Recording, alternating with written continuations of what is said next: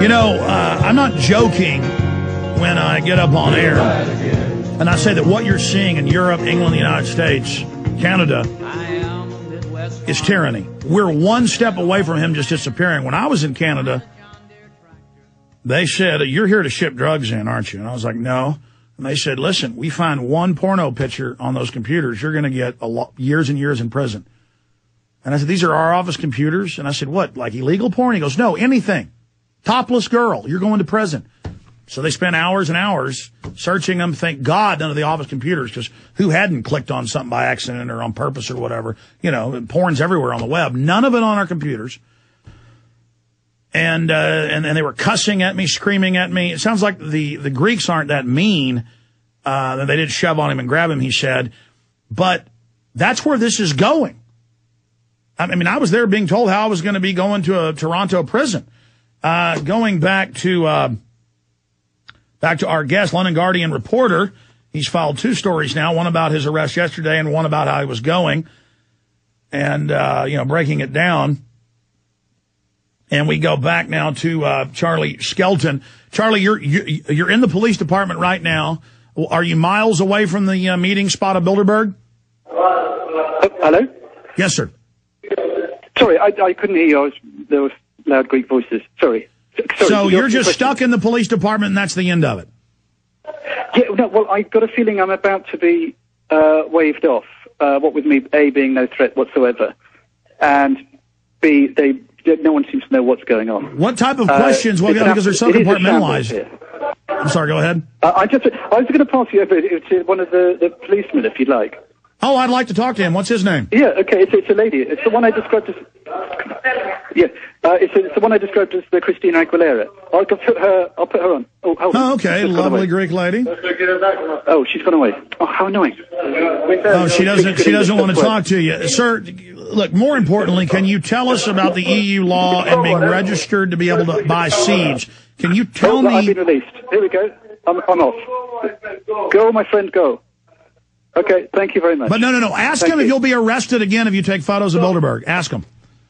Oh, he's gone. Hold on. Actually, that's a good question. I will ask that. Hold on. I'm going back into the police station. Well, that's good. You need to have that attitude. They're the ones engaging in crimes. See, he feels guilty. Yeah. He's like, "Go, my friend." Where's the blonde? Excuse me. Listen, if you have to, hold the phone down by your side and they won't take it as threatening. Just hold the phone down by your side, Mr. Skelton. Sorry, could I just... I need to ask one quick question. Will I be arrested again if I take photographs of Bilderberg? Can I pass you over to Alex Jones? I don't speak. No. I don't speak. No, you speak very good English. You speak very good. My friend Alex. I don't speak. He likes Greek. I don't speak through the telephone. It's not allowed to me. Ask her the question again. Okay, what can I just clarify? Am I allowed to take photographs of Bilderberg? Can I? Am I allowed? What did you want? No, I just wanted to ask a question. I was told to ask, am I allowed to take photographs of Bilderberg? Okay, what do you want? Please, tell me what you want. Am I allowed to take photographs of Bilderberg? She doesn't understand. Ask her if you'll be arrested again if you go to the same place. Oh, don't worry. Anyway, say hi to Alex. You want to speak straight? You want to speak? Hello, how are you doing? I know it's a police station. I'm quite often here. Is there freedom of the press in Greece, or are you a fascist country? Can he take photos of foreign banker rulers who are bankrupting you now and will enslave your family's future police officers? Police officers, do you serve Hitler? Do you serve Stalin? Thank you. Did they answer? I'm a free man. Second time freedom. Well, okay, but they will not answer. Well, you know what? Maybe you should go back down to Bilderberg right now and see if they put you back in. It'll kind of become like a merry-go-round, you know. I think I might not. I think I might. You know what? I would go down there. I would go down there and I would say, I've been told it's okay for me to do this because them releasing you. I would file a formal complaint. This is what you ought to do. I would go to the British Embassy and I would make an issue out of this London Guardian. I mean, you're a British citizen or subject and you supposedly have these rights, and you're in the European Union, I would complain to the European Union embassy, and I would say the freedom of the press is being violated by a bunch of criminal bankers meeting. This is a big deal. You got to file complaints, man. I'll tell you what, for you, I will file a complaint, okay? Well, for all of us. Yeah, but yes, it is for me. It is for my future as well.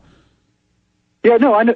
I mean, I'm interested to see what's going to happen to anyone. I mean, there's a growing number of people here from the alternative media, and I think there's a few just generally interested parties turning up, and a couple of protesters I know are going to, I spoke to one guy who's going to be here. I mean, I'm just interested to see what's going to happen and how hard the Greek police are going to be, hitting, and how, well, hopefully not literally hitting, but how serious they're going to take it, because as far as I can tell, they're taking it pretty seriously. Well, I saw photos in the London Guardian. Were those your photos where they look very agitated and they're surrounding you? Yes, that was. That's the one that really kicked things off, that photo. And you say they were grabbing and shouting at you then. That one officer looks like he's 12 years old. What happened? He was a nasty little fellow. I wouldn't mind if he drove his car into the marina. I didn't like him. I liked some of the others; they were fine. But it's very strange. It makes it. You know what the situation does is it makes bad people out of good people. Operative word, little fellow. He has a Napoleon complex, probably. Yeah, I didn't like him at all. He's a bully. Anyway, so yes, I'm free. Hello. Oh, that was a thought crime right there. Did you know that your own Home Secretary, Jackie Smith, is banning people who criticize the government or criticize open borders from coming to England? See, in the future, and they do this in Canada, when you show up, they say you're a thought criminal, so that's why you get arrested. I mean, is that good? I thought England had the Magna Carta, 1215. 12:15, almost lunch. Do you know what? I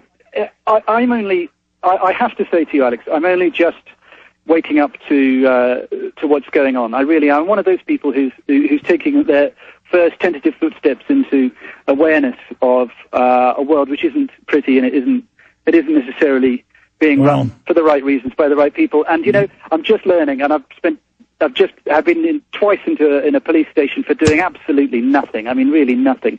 And it's a wake up call to me, and I hope it's a wake up call to some other people. And I will, on a personal note, I'd like to thank you for the work you're doing literally waking people up out of the slumber that they are in. Well, I appreciate you, and I was talking to Paul Watson, who you emailed. We've got your email saying that you are aware of the radio show and have listened to it. How long have you tuned into the radio show or seen the videos? Started watching. I mean, my wife, Hannah, she's an even bigger fan of you than I am. Oh, thought criminal. She started getting me into this. We started looking at some. We watched Loose Change. That's another key. We watched your. I forgot the name of it. Global Conspiracy Countdown, whatever it's called.